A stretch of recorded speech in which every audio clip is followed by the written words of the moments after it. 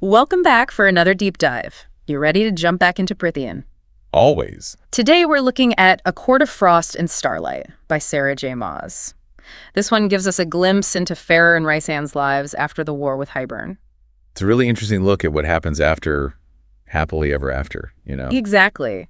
We'll be using excerpts from A Court of Frost and Starlight itself, Of course. and we'll also bring in some blurbs from Empire of Storms and Tower of Dawn. Just to give us a bit more context. Perfect. So, Velaris, the heart of the Night Court.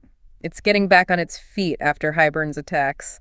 But it's not as easy as just rebuilding, is it? No, not at all. Yeah. I mean, there are still so many challenges. It's like this fragile peace they've achieved. Let's see that. Like those human queens, they haven't gone back to their territories. Right. And Hybern's people, they're not happy about losing. Oh, for sure. And then there's that wall separating Fae and human lands, gone. Poof. Yeah, just like that. Wow. It creates a whole set of new vulnerabilities, Yeah, definitely. And then you have Feyre and Rhysand trying to lead everyone while they're dealing with their own issues. Like Feyre, she's still haunted by everything that happened during the war, especially, well, Rhysand's death. It's a good reminder that everyone, even high lords and ladies, can be affected by trauma. You see her trying to find her place, her purpose, beyond being high lady. And she seems to find comfort in painting. Yeah, it's like she needs something more to help her heal. Exactly. And she's not alone, which is great to see. She connects with other artists in Velaris, like Rhysand. Oh, yeah, the one who invites Feyre to paint with her group. Right. And, it's more than just painting. It's like Feyre wants to use art to help others who are struggling too. It's a way to connect and heal together. It really shows her empathy and her desire to make a difference, not just as High Lady, but as Feyre. Absolutely. And speaking of growth, Rhysand is dealing with his own set of challenges as a leader. I can only imagine. He's got the weight of the entire Night Court on his shoulders. And there's that possible rebellion brewing with the Illyrians, right? Oh yeah, that's a big one. The Illyrians are a warrior society within the Night Court, known for their strength and fierce loyalty. This rebellion, it really highlights the clash between tradition and progress. It's got to be tough for Rhysand, trying to balance keeping the peace and protecting everyone. You can see that in his conversation with Cassian about the issue. Tough choices all around. Definitely. And then there's that tension with Tamlin. Talk about some deep wounds. Ooh, yeah. That encounter, it definitely shows that some things just don't heal easily. And Rhysand, very possessive. That whole his mate thing shows how protective he is of Feyre. It's intense. And then within the inner circle, you have all these complex relationships, like Mor. She's hiding something really traumatic from her past. It affects how she acts around everyone, especially Azriel. It really makes you think about the impact of abuse, Yeah. how it lingers. Mor is thinking about leaving Velaris, She wants a sense of purpose. It sounds like she's at a turning point. Definitely. And you have Elaine and Nesta.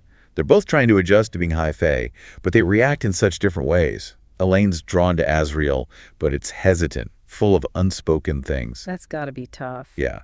And Nesta, she isolates herself, pushes everyone away. When she shows up at the solstice celebrations, total shakeup. Those family dynamics can be rough. For sure. Nesta's journey is fascinating, though. All that anger. It's a way of coping with everything that's happened, but deep down there's a spark, a powerful woman waiting to emerge. I hope she finds it. The solstice celebrations are really where you see all these relationships tangle together. Their traditions, the gift giving, and how they try to include Nesta. It's a lot. And then there's Feyre. Her idea for the abandoned gallery. It shows how she's stepping into her role as a leader, not just rebuilding the city, but tending to people's hearts. It's beautiful. A free art space for kids who were affected by the war. That's amazing. A powerful symbol of healing and hope. It's like Feyre's moving beyond her own trauma to help others. It's pretty inspiring. Speaking of inspiring, Rhysand's gift to Feyre for the solstice. The paintbrushes and paints. What did you think about that? I thought it was really insightful. It shows a softer side of Rhysand, Yeah? a tenderness. It's even more meaningful when he talks about his mother, the seamstress. Oh, yeah. And how she made all of Feyre's favorite gowns. Exactly. That connection to the past, even as he's dealing with the present. It's beautiful. Feyre's reaction is so sweet. She feels so honored to wear those gowns. It shows how deep their bond is, how they understand each other's vulnerabilities. They really do. It's a powerful moment. Even amidst all the chaos and struggles, love and connection can still thrive. So lots of challenges for Feyre and Rhysand in this new world, but where do we go from here? Well, that's where things get really interesting. Remember that last scene with Nesta? With Cassian? Yes. She refuses to engage, and then suddenly she's swept away, pulled into the cauldron. Whoa. Talk about a cliffhanger. What does that mean for Nesta? That, my friend, is where we'll pick up next time.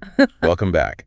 Oh, man. Last time, that ending with Nesta and the cauldron. Intense, right? Totally. What a way to end a chapter. It's like Sarah J. Maas just drops this bombshell and then poof, gone. And it really changes everything for Nesta, doesn't it? I mean, we know she's been through a lot. Seriously. But this is a whole other level. Being made was traumatic enough, but the cauldron, it's the source of all magic in Prythian. Like, Feyre was reborn there. Exactly. It's a huge deal. Who knows what's going to happen to Nesta now? Right.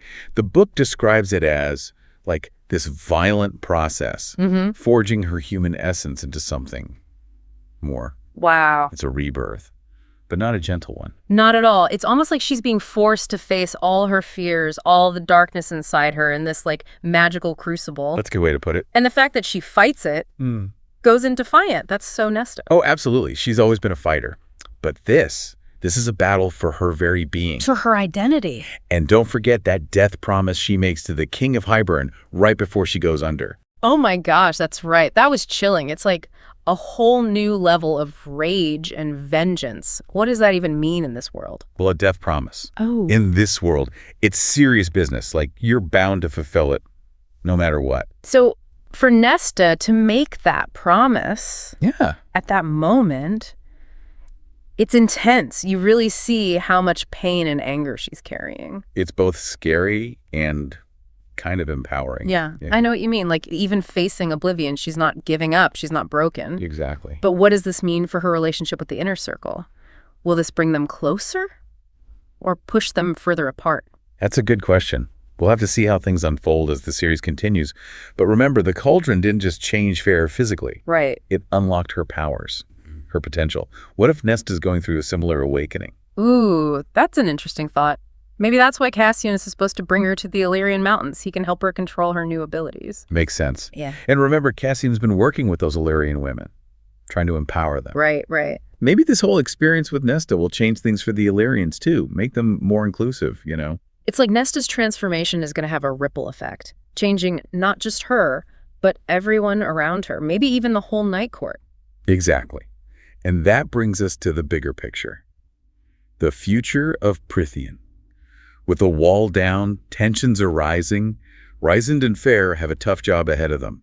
Keeping the peace isn't going to be easy. And those human queens, they're still out there. Oh, yeah. And they're being strategic, staying away from their territories. It lets them work in the shadows. They could be manipulating everything. It's kind of creepy, honestly. Like, they're waiting for the perfect moment to strike.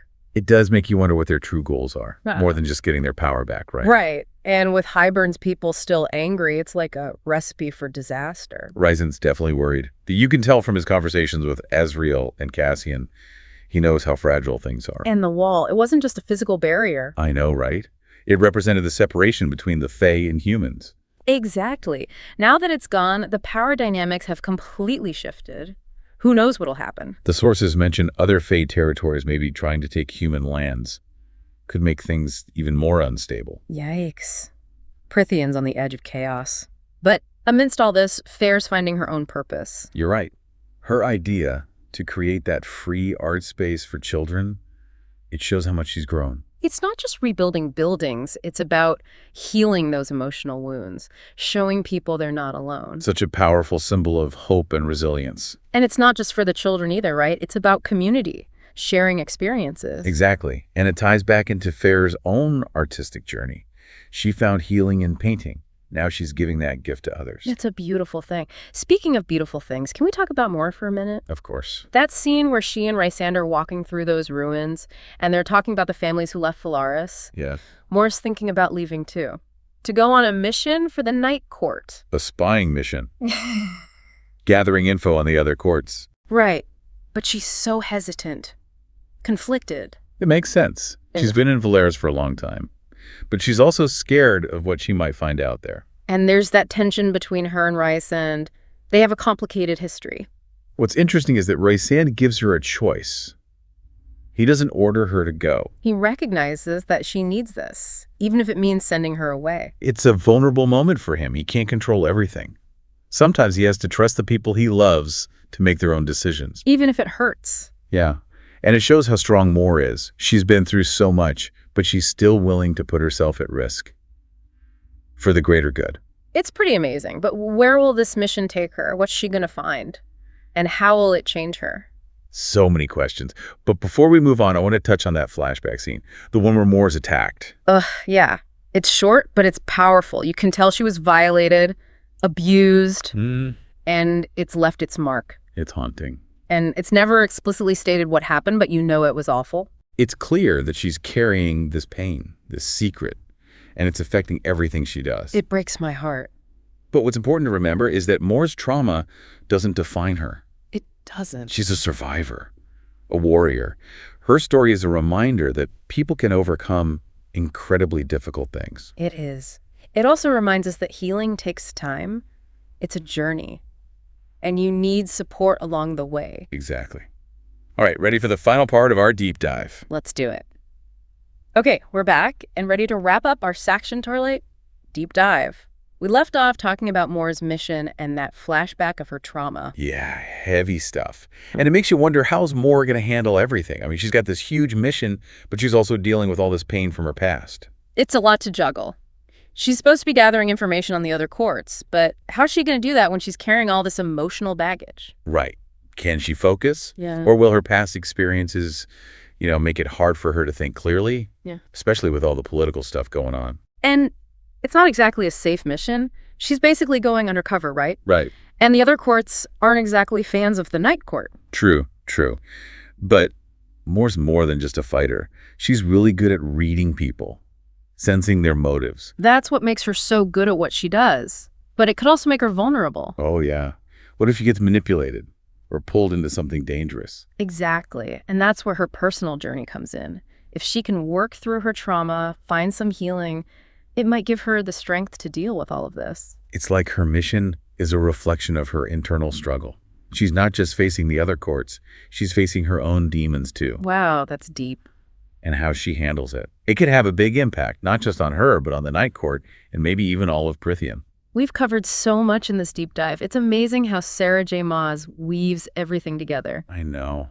She's so talented. This world, these characters, it's all so captivating. Definitely. And she leaves us with so many questions. I can't wait to see what happens next. Me neither. A Court of Frost and Starlight, it's not just a bridge between the bigger books. It's a story about healing and growth and holding on to hope, even when things are dark. It reminds us that even when things seem quiet, changes are happening. Things are brewing. And it's going to be exciting to see how it all unfolds.